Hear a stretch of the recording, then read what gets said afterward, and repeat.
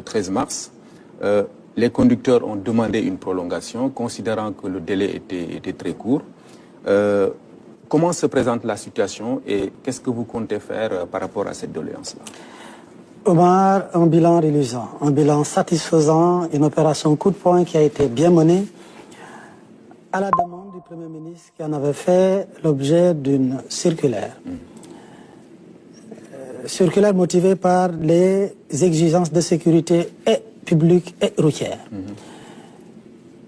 À date, nous sommes à 108 000 dossiers reçus au niveau de nos différents services départementaux, globalement au niveau national.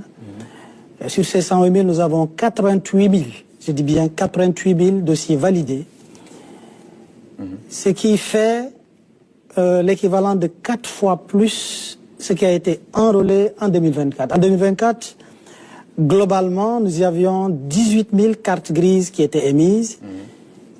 Comparaison à isopérimètre, nous pouvons nous dire que c'est une opération qui s'est soldée avec un franc succès, dans la mesure où, en moins de 2 mois et demi, nous avons fait ce que nous aurions dû faire 4 ans.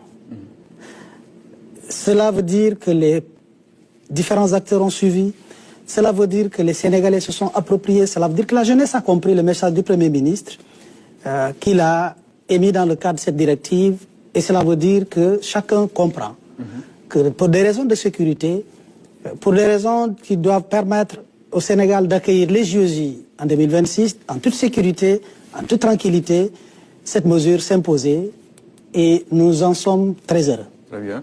Ça, c'est le bilan qu'il faut tirer, un bilan extrêmement positif. Maintenant, il s'avère que sur ce bilan-là, déjà la dernière journée, qui était la journée du 13, il y a eu du rush. Comme vous le savez bien, les Sénégalais, nous sommes assez habitués à l'action de la dernière minute. Mais 3 mois, ça devrait être assez suffisant parce que même pour l'enrôlement de la population du Sénégal, je crois bien, j'aime le rappeler, que le délai était de 90 jours, donc 3 mois. Donc enrôler une partie de la population du Sénégal en 3 mois devrait pouvoir être suffisant. Qu'à cela ne tienne, le Premier ministre est un homme à l'écoute de la jeunesse. Oui. Nous lui avons fait le point, nous lui avons transmis le rapport, la circulaire émanée de lui. J'ai transmis également les doléances que m'ont posé tous les acteurs des deux roues.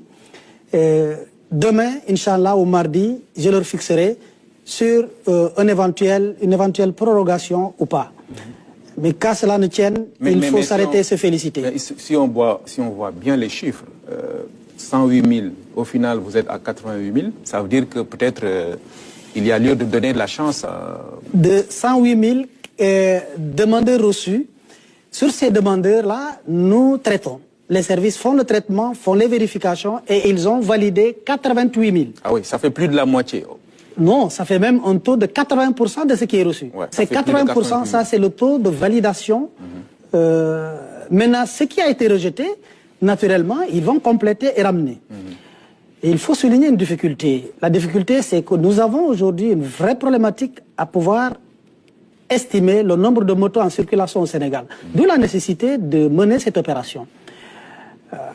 Les services, à partir des, disons, des échantillons qui n'étaient pas suffisamment scientifiques, estimaient qu'on devrait avoir entre 200 000, ou dernière nouvelle, 400 000 motos en circulation.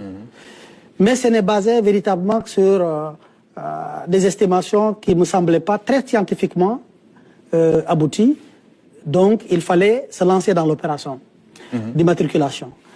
Mais aujourd'hui, nous pensons que nous ne sommes pas opposés à donner une seconde chance à ceux qui ne l'ont pas fait, même si derrière, la motivation qui est celle de la sécurité publique transcende quelque part et appelle qu'on puisse faire quelques efforts. Encore une fois, le dossier entre les mains du Premier ministre qui appréciera.